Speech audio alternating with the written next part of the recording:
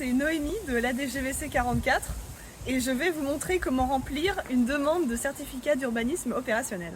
Donc ici vous avez un cadre en vert, on ne s'en occupe pas pour le moment, on y reviendra à la fin, mais ça ce sera à la mairie de le remplir. Section 1, vous avez le choix entre certificat d'urbanisme d'information ou opérationnel, donc vous c'est le certificat opérationnel que vous voulez, vous cochez la case B. Ensuite, l'encadré 2, c'est votre identité. Donc ici, vous indiquez si vous êtes madame ou monsieur, ainsi que votre nom et votre prénom. Vous n'êtes pas une personne morale, donc vous ne remplissez pas la partie du bas. Ensuite, ici, on demande vos coordonnées. Donc votre adresse, c'est celle de votre domiciliation, c'est-à-dire celle à laquelle vous recevez votre courrier actuellement. Ensuite, vous remplissez votre numéro de téléphone. Si le demandeur habite à l'étranger, ce n'est pas votre cas, donc ici, vous ne mettez rien. Ici, vous remplissez votre adresse mail, si vous en avez une, et vous pouvez cocher cette case si vous souhaitez recevoir les réponses de l'administration à votre adresse mail. Si vous préférez recevoir par courrier papier, dans ce cas-là, vous ne cochez pas la case. Ensuite, la section 4, le terrain. Donc là, c'est le terrain que vous souhaitez acheter, enfin qui vous intéresse en tout cas. Donc ici, vous allez indiquer l'adresse du terrain, donc le numéro, la rue, si c'est un lieu-dit, la ville et le code postal. Ensuite, on vous demande les références cadastrales. Donc ça, vous devez avoir eu ce document qui indique les références cadastrales via le propriétaire. Le préfixe, généralement, ce sera 000. Si vous n'avez pas d'informations contraires, mettez 000. La section, ce sera des lettres. Le numéro, ce sera des chiffres. Tout ça, c'est indiqué dessus. On vous demande la superficie de la parcelle. Là aussi, ça sera indiqué sur les documents dont vous disposez. On peut trouver celui de la métropole nantaise sur le site internet de la métropole.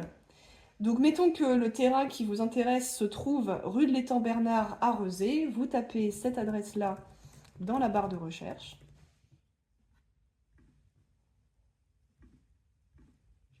Et là, vous arrivez sur le plan cadastral. Donc la rue, c'est celle-ci. Là, vous avez les numéros de rue. Donc si vous savez par exemple que votre parcelle se trouve au numéro 6, alors c'est-à-dire qu'elle est juste ici, et que donc c'est la parcelle AV 344. Vous voyez que c'est une zone UMD1. Ce qui compte, c'est surtout la première lettre, parce que c'est celle-là qui indique quel type de terrain c'est. En l'occurrence, comme c'est un U, ça veut dire que c'est une zone urbanisable, donc où vous pouvez construire, ce qui ne veut pas forcément dire que vous pouvez mettre une caravane, par contre, faut faire attention. Mais en tout cas, c'est une zone de logement. Ensuite, vous pouvez cliquer sur votre parcelle, et là, vous avez les informations, d'abord la commune, ensuite la section. Donc ça, c'est des informations qui seront à indiquer dans la demande de certificat d'urbanisme opérationnel. Le numéro, et vous voyez qu'il n'y a pas de préfixe, donc ça veut dire que c'est 000. Et vous avez aussi la superficie qui est indiquée. Et si votre terrain est composé, enfin le terrain qui vous intéresse, est composé de plusieurs parcelles, elles seront les unes à côté des autres. Ici, c'est dans le cas où vous n'avez qu'une seule parcelle. Si jamais votre terrain est composé de plusieurs parcelles, dans ce cas-là, vous ne remplissez pas ce cadre. Ce sera demandé plus tard de faire la liste des parcelles qui composent votre terrain.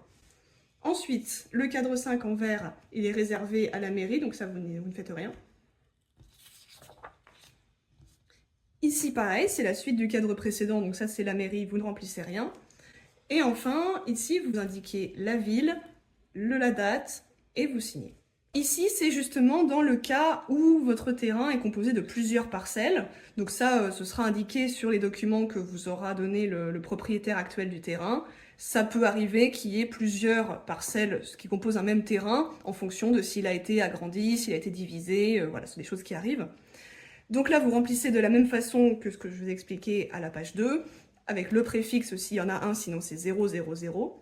La section, c'est de lettres, et le numéro, c'est des chiffres. Ici, vous indiquez la superficie, et vous faites ça pour toutes les parcelles qui composent votre terrain.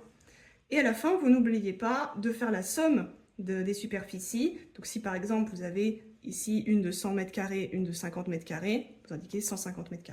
Ensuite, on vous demande une description de votre projet. Donc dans le premier cadre, vous expliquez de façon simple et dans les grandes lignes ce que vous comptez faire. Par exemple, si vous comptez construire une pièce de vie, si vous comptez mettre des caravanes, vous indiquez le nombre également. Soyez honnête là-dessus, parce que le but, c'est pas que votre projet soit accepté et qu'ensuite vous fassiez des choses que vous n'aviez pas annoncées, sinon vous aurez des ennuis. S'il y a des bâtiments, soit qui existent déjà, soit que vous voulez construire, dans ce cas-là, vous remplissez également cette section. Ici, vous indiquez ce que vous voulez faire en termes de bâtiment Et ce cadre-là, c'est dans le cas où il y a des bâtiments qui existent déjà, et soit vous voulez les conserver, soit vous voulez les transformer, soit vous voulez les démolir. En tout cas, c'est ici que vous l'indiquez. Si nécessaire, vous pouvez compléter cette description par des schémas ou par des photos, si ça vous semble utile pour décrire votre projet, sinon vous n'êtes pas obligé de le faire. Ensuite, ici sont des explications, vous pouvez les lire mais il n'y a rien à remplir. La page 7, pareil. La page 8, c'est les pièces à joindre à votre demande. Donc il y aura le plan de situation, ça donc il faut que vous le procuriez auprès du vendeur. Et la note descriptive, ça vous l'avez déjà rempli, en fait c'est ce que vous avez indiqué précédemment.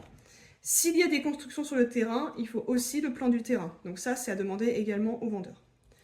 Donc là voilà, on a terminé toutes les pages.